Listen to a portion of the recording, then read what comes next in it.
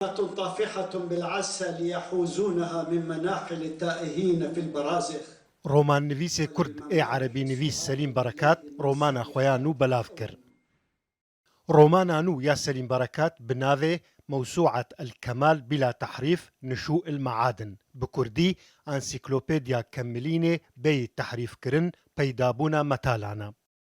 اف رومانا نویسکار آبیستو حفتانا رومان بری چند روژان جآلی دزگاه عربی یال کولین وشانه د 512 روپلین قبارا ناوین ده درکت پیشبر خوینرین زمان عربی.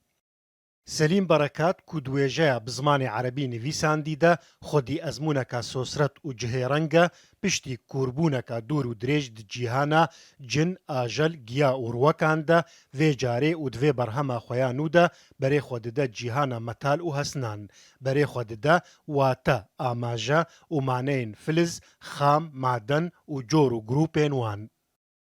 د داناسینا رومانه ده نویسکار ده بیجه د کتێبێ دا مادەن دبن مرۆڤ و بوونەوەرێن ji گۆشت و خوین هەسن bi hev re dipeyivin planan li dijî hevgirê didin û xap û derewan li hev dikin çimkî her yek ji wan xwedî xwerist û xisletên taybet e û di şerê pêşketin û man û nemanê de dikare xisletên hin hesnên din ji wan bistînin. خودیê sîsirkê hesinî feqiyên tariyê her du jiyaname û bi dehan berhemên din Selîm Berekat di sala 1951 de li gundê Mosîsanayê yê ser bi bajarê Amûdê Rojavayê Kurdistanê ve ji dayîk bû. Di sala 1982 de Berekat ji Beyrûtê çû Qibrısê û heta sala 1999 li wir jiya û duê salê de çû Swêdê û heta niha jiyana xwe li wir berdewam dike.